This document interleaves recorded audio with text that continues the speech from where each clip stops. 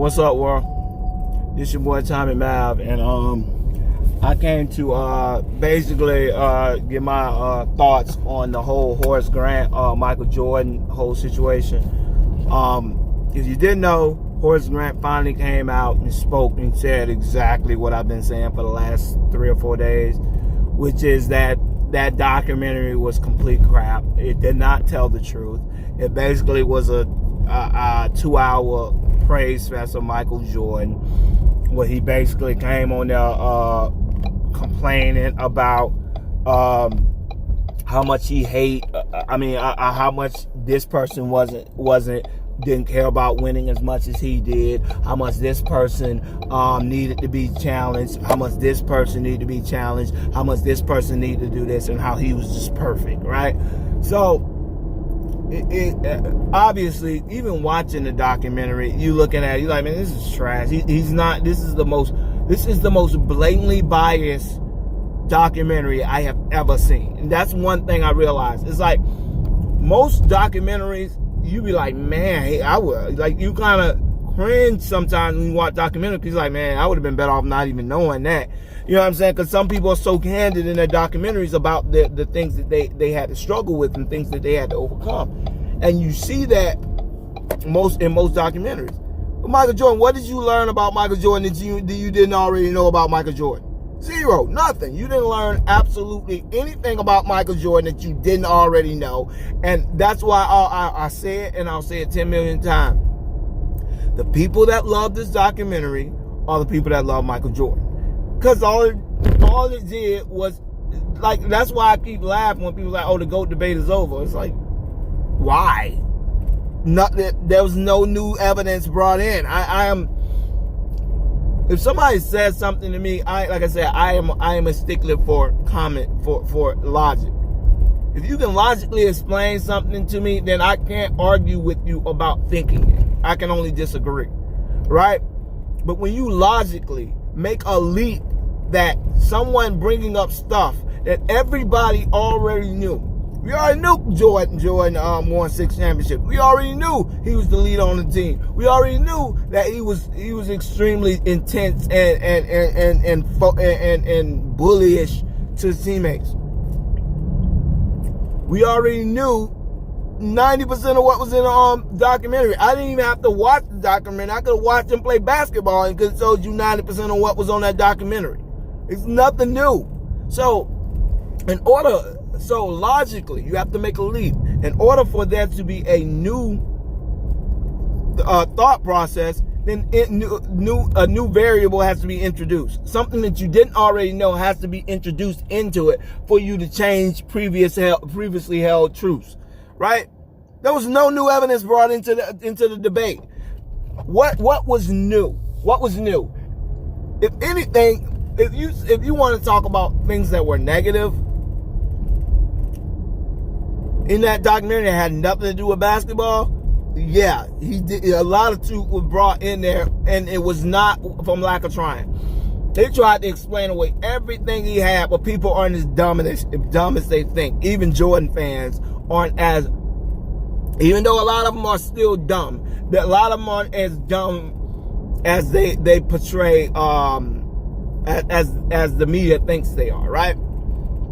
Because there's a lot of people I felt, and maybe they weren't even LeBron fans.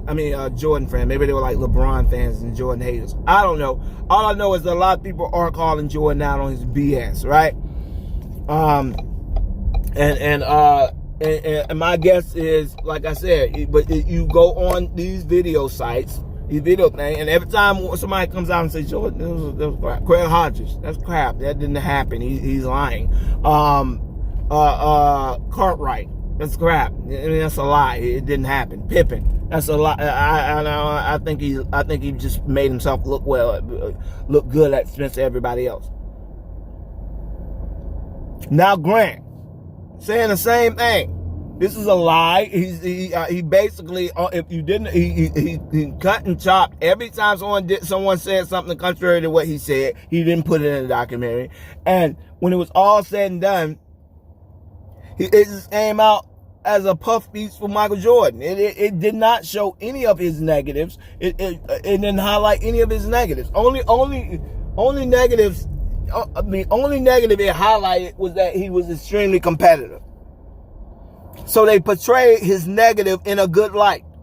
So you look at it like, okay, so what about the hardships your family had? You know what I'm saying? When you traveling around, nothing about your family in there at all. His dad died, and I found out more about his relationship with his dad from outside that documentary. It prompted me to go look up more of his relationship with his dad, because I was so surprised at how little it had about his dad in the documentary. It was just, he is a self-absorbed, to me, megalomaniac. He's an egomaniac. Like you look at that video, and it screams a person who is fiercely insecure, right? Michael Jordan is one of the most insecure people you will ever find. And when you sit there and you watch him doing that documentary, there's nothing about his kids in it. There's nothing about his wife in it. There's nothing about his first wife, because he's on his second wife now. Who, if you actually go look at it, the situation with his first wife, he didn't even take credit for his kid, right? His first kid that came out, he didn't even claim him. So it had to be hit with a paternity suit. But that wasn't in the documentary either, right? His womanizing and stuff like that. It wasn't in the documentary, right? He tried to put stuff about his family in there, but if you put too much about his family, then they have to actually delve into it. And we all know he don't want people delving into him as a husband or a father, right? So I'm not saying he was a bad father. As far as I know, he was a great father. That's not the assertion I'm trying to make. What I'm trying to make is you have to be sued. You have to be sued to take credit for your first son, and then you ended up marrying your wife based off of a business arrangement, not necessarily because you were in love with her, right? And y'all kind of became this weird arrangement. It was just weird, right? Go look up his situation with his wife, and you'll know exactly what I'm talking about. No negatives about Michael Jordan at all in that documentary. Nothing but positives outside of pointing out he may have a competitive problem. Like, come on, dude. Like, stop it. You know what I'm saying? You have plenty of flaws. You have plenty of problems. You're getting paid $15 million more than the next best person in the league. You shot way more. You had way more leeway than an average player. And not everything you did was fair and on the grounds. Like Horace Grant said, I can understand somebody pushing someone a little hard in practice. He said, but those guys, things he was doing to those guys, it was disgusting. It wasn't, that's not, he was like, oh, I wanted to see if I can get him to hit him. Yeah, sure, Michael. Yeah, we believe that. You were just trying to push him. It's like, no, you're an asshole. And it's like that's what I don't like. If you're an a-hole, own it. You know what I'm saying? At least that's one thing I respect about Kobe. Kobe owned it. I'm an a-hole. I know I'm an a-hole, but I really don't care that I'm an a-hole. My job of playing basketball is to win championships. If I do not need you outside of that. If you're not helping me win no championship, me and you ain't friends. We ain't trying to be friends.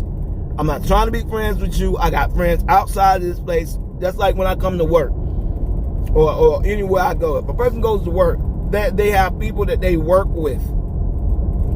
They're not their friends, right? So, why is it wrong for a basketball player to come to work and then go home? Like, I don't hate anybody, but you guys aren't my friends. We just co-workers. So, in basketball, I think it's the same type of thing. It's like we're just co-workers. We're not friends. So stop painting it in that light, like, oh, we're a family. No, we're not a family. We're dudes getting paid to do a job. And so I like that Kobe didn't run away from that. He knew what he was. You know what I'm saying? Jordan, acting like an a-hole. It seems like he's trying to come back because so many stories about, I mean, go look up the story with Camellia now, the story with Mark Henry. That guy was a world-class a-hole, right? Everybody knew he was a megalomaniac. He treated most people like dirt, and unless he could use you or he found you valuable in some light, he treated you like garbage. That's who Michael Jordan was. He was an egomaniac, and anybody who was around him knows he was an egomaniac. Right, so, but regardless, Horace Grant just went on a flurry. I mean, he said, basically Michael Jordan was a punk. He talked that junk. He always was ready to talk that junk, never really ready to do nothing. And he said they were talking like Michael Jordan just said stuff to people, and people went in the corner and cried. He's like, no, people were constantly coming back at Michael Jordan. He said, yeah, it was certain people that he allowed, and we all know who it was. The white guys, Steve Kerr, Will Purdue, because it's not that white guys are scary, it's that they have a certain adherence to authority that black people don't, right? If a white person sees you as a person in a higher position than them, they're more likely to allow you to do things to them because they're afraid of losing their job. A black person, on the other hand, we tend to, because of our it's been bred in us to rebel against tyrannical authority. We always think about respect first, right? So we are willing to lose our job if we feel that a person is not giving us the prerequisite respect, because in our eyes, it's not worth to keep the job if the person over you does not respect you, if that makes any sense to anybody. So I'm not trying to say that white boys are scary. They just have a certain adherence to authority that black people don't. And when they feel someone is in a position to make them lose their job, they're going to be more adherent to, they're going to be more docile in the face of disrespect, right? That's why a lot of times, unfortunately, it leads to why a lot of them end up moving up through the ranks higher. That's why Steve Kerr was in a, John Paxson is in the front office. Steve Kerr had a long career after he played, because they're used to kissing up to get ahead. Black people, I think we have more of a problem doing that. We feel like it's emasculating to suck up to get a job, right? Like it's not a trait. As an African American, we hold in high regard. We think that you are a complete sellout if you do that, and you're more prone to be berated with beliefs that you're a sellout, which will bring up those feelings whenever you move to do those things. So that's what I mean. But Grant was basically saying, he had his people he picked on, but for the most part, people came at Michael Jordan all the time. I heard about the story of Cartwright telling Jordan that if he said something else, he's gonna break his leg, and Jordan didn't even do nothing. Grant said he challenged Jordan so many fights, and Jordan never wanted to fight him. And he said in the documentary that he said they took it out, but he said that Jordan, Jordan don't want to see me, didn't want to see me then, and he doesn't want to see me now. And he said he felt like Jordan was just a hypocrite. He's sitting up there telling me that I'm telling him what's going on in the locker room. But by the same token, he said one of the first sentences he said when he first got in the league, got on the documentary, was telling stuff inside the locker room that was going on. So the hypocrisy of it is like, I get what Horace Grant said. How you gonna call me a snitch? And your first thing you do when you get on the documentary is talk about what other people in the locker room was doing that you weren't, because you were pristine and good.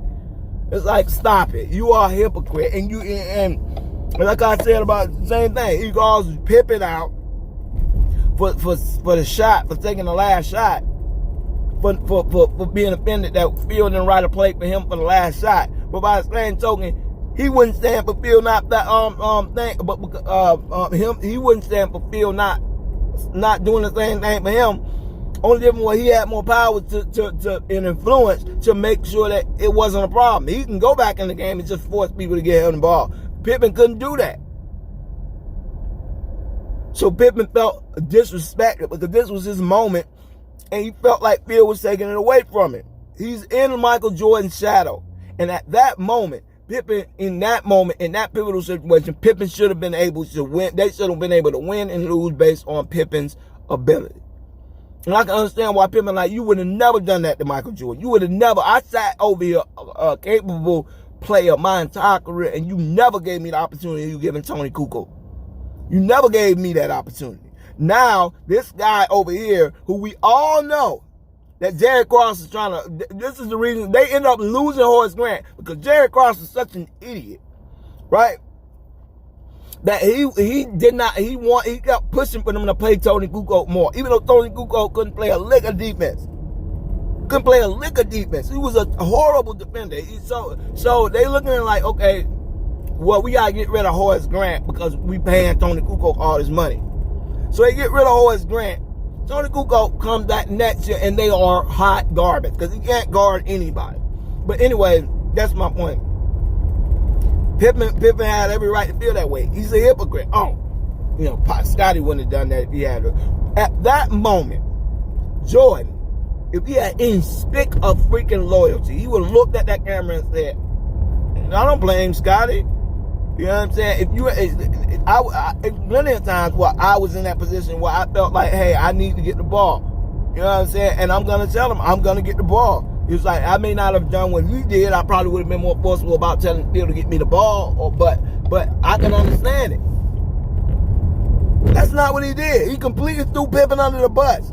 Because that's the type of person Michael Jordan is. He completely threw Pippen under the bus. He completely threw Horace Grant under the bus. He completely threw Bill Cartwright. I don't want you passing the ball to Bill Cartwright. He said that in relation to him, why he would not listen to a play that Phil Jackson called. Then turned around 5 seconds later and said, 2 episodes later, and said that Pippen was selfish. He is on record. You know, he was getting paid way more than everybody else, campaigning to get paid more. Then turned around and said Scottie Pippen was selfish for doing something to get paid more. That guy is the ultimate hypocrite. He is the ultimate hypocrite, dude. And he is, like I said before, an egomaniac. It is so, and I'm not even, like I said, I'm not a conservative, a liberal, but it's so, there's certain people in life that you know, you ain't telling them nothing negative about themselves. I don't know what the situation is, they are not there to hear it. They ain't here to hear anything negative about them, goes through one ear and out the other. There's always a good reason for why they did what they did. There's always someone else's fault who's more at fault than they are. And that's always going to be the thing. And Michael Jordan is the epitome of that. You know what I'm saying? He reminds me of Trump. You know what I'm saying? Like Trump, like I said, I don't pay attention to Trump. I don't know what his policies are. I don't know how good he's doing as a president. But I know that dude is terrible at taking criticism. If you say anything negative about him, he says it's a hater or a person without facts. Bad news. But if you say something good about him, he touts it as if it's the Holy Grail. So that's the difference. And I think that's the biggest difference. But anyway, I just wanted to come in and give y'all my thoughts on the whole Horace Grant update. And y'all please comment, subscribe, let me know what you think. All right, y'all. Peace.